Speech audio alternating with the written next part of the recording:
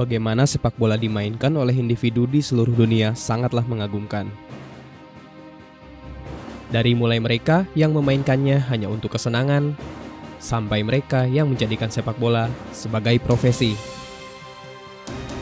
Tak terkecuali di Indonesia. Sepak bola bisa dengan mudah ditemukan dimanapun, dari mulai pelosok kampung sampai di pinggiran jalan sebuah kota. Semua individu dalam sepak bola adalah aspek penting di olahraga ini. Oleh karenanya, sebuah sistem dibutuhkan untuk mensupport itu semua.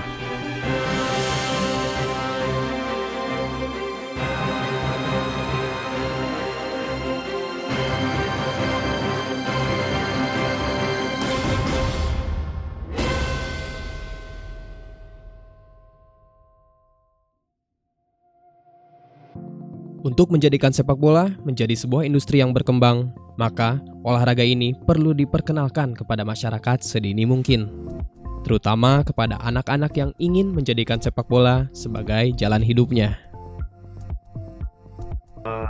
Jadi saya masuk di kelas 3 itu mulai kelas 3 SMP. Nah, memang di kelas 3 ini kan jumlahnya hanya 24 pemain kalau nggak salah. Jadi setiap tahun dia akan nambah pemain untuk menggantikan pemain yang udah lulus SMA. Kurniawan Dwi Julianto adalah salah satu legenda hidup sepak bola Indonesia yang bisa dijadikan contoh bagaimana pembinaan usia muda bisa membentuk pesepak bola yang bisa diandalkan di masa depan. Kalau di Salatiga itu kita sekolahnya masuk ke sekolah umum ya, beda sama Ragunan. Kalau Ragunan kan memang khusus atlet ya. Jadi aktivitas kita itu setiap pagi jam 4:30 itu udah bangun, jam 5 mulai latihan sampai jam 6:30. Jam 7 berangkat sekolah sampai jam 1 istirahat. Nah, nanti jam habis asar 3:30 itu mulai latihan lagi setiap hari, kecuali hari Minggu. Minggu kita libur. Jadi sebenarnya lebih ke bagaimana kita belajar berdisiplin jadi di diklat itu. Bernaung di bawah nama diklat, pendidikan dan pelatihan, maka sudah seharusnya pendidikan diutamakan terlebih dahulu sebelum masuk ke pelatihan, khususnya bagi seorang atlet usia muda. Modal pendidikan yang memadai ini bisa dijadikan bekal setelah seorang atlet selesai dengan profesinya tersebut. Jadi waktu itu kan diklat ini di bawah Mendikbud kalau nggak salah ya. Jadi kita sekolah gratis, ya asrama semua gratis, terus dapat uang saku juga.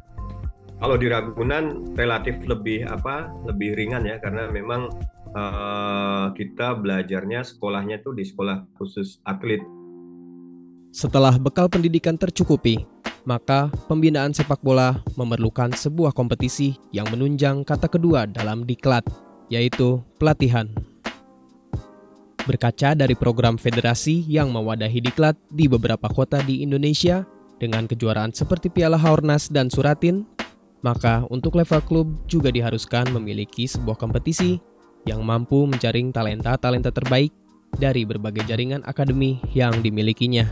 Karena kan kita di diklat walaupun mungkin metode kepelatihan zaman dulu nggak semaju sekarang, tapi minimal kita di diklat itu kan tiap hari kita berlatih kan pagi sore.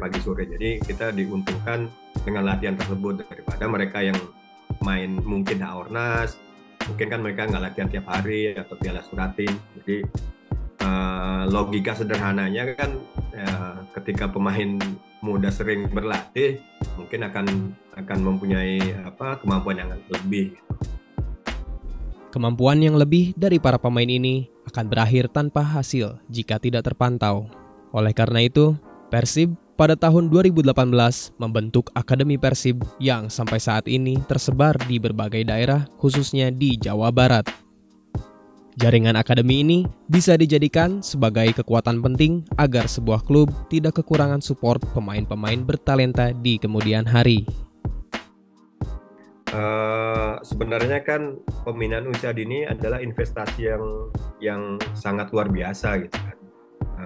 karena satu, hasilnya juga kalau dilakukan dengan benar pasti akan sangat memuaskan, tapi di satu sisi juga investasi yang mahal gitu kan, karena ya di usia dini kan semua ngeluarin duit gitu kan. Sebenarnya kayak kita di klub-klub profesional kan sudah ada kompetisinya, yang Elite Pro Academy ya, usia 16, 18, 20 kalau nggak salah ya.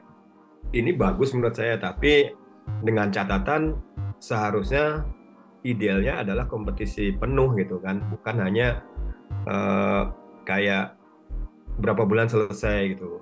Jadi benar-benar dilakukan satu musim gitu, karena satu baik untuk para pemainnya sendiri, untuk jam terbang mereka, terus waktu istirahatnya juga recovery-nya bagus, kemudian bagus juga untuk coaching staff-nya untuk mengevaluasi dan memperbaiki kelemahan dari tim. Jadi benar-benar berkompetisi dengan reguler gitu kan, bukan yang hanya mungkin sebulan atau 2 bulan selesai.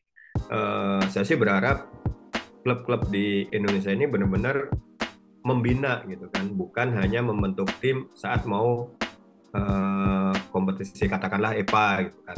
Sebenarnya kan poinnya bukan itu, yang kita harapkan kan pembinaan berjenjangnya gitu kan. Karena ini akan berdampak ke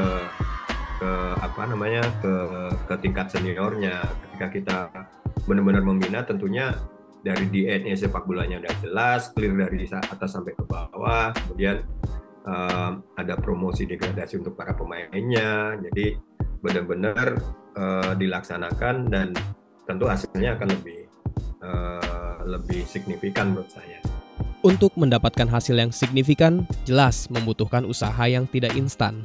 Tidak hanya dalam hal pembinaan usia muda, namun seperti yang sudah dibahas sebelumnya, industri sepak bola Indonesia akan semakin berkembang jika didukung juga oleh infrastruktur yang memadai, supporter yang bisa saling bersinergi, dan tentu saja klub yang bisa mewujudkan visi dan misi yang dimiliki. Itulah yang dinamakan support system sepak bola.